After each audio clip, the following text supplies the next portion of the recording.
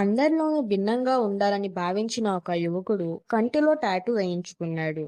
విశాఖకు చెందిన జగదీష్ అనే యువకుడు టాటూ ఆర్టిస్ట్గా పనిచేస్తున్నాడు. అత్యంత క్లిష్టమైన ఐబాల్ టాటూను వేయించుకొని రికార్డ్ సాధించాడు. సార్, నేను టాటూ వర్క్ మొత్తం నేను నేపాల్లో ట్రైనింగ్ తీసుకున్నాను. ఇది నాకు ఫస్ట్ నుంచి డ్రీమ్. అంటే ఐబాల్ టాటూ అనేది నాకు ఫస్ట్ నుంచి ఇష్టం. ఇలా డిఫరెంట్గా కొంచెం నాకు ఒక మోడల్లా కనబడాలి, కొంచెం కనబడాలని చెప్పి ఆ ఉద్దేశంతో నేను వేసుకున్నాను ఐబాల్ టాటూ. అంటే నాకంటే ఒక షాప్ గుర్తింపు పెట్టించుకోవాలి, ఒక అందరికీ కనబడితే నాకంటే పేరు వస్తుంది, నాతో అంటే ఓన్గా మనీ సంపాదించుకొని షాప్ పెట్టుకోవాలని చెప్పి నా డ్రీము.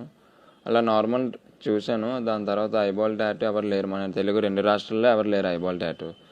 అందుకనే నేను వేయించుకున్నాను ఫస్ట్.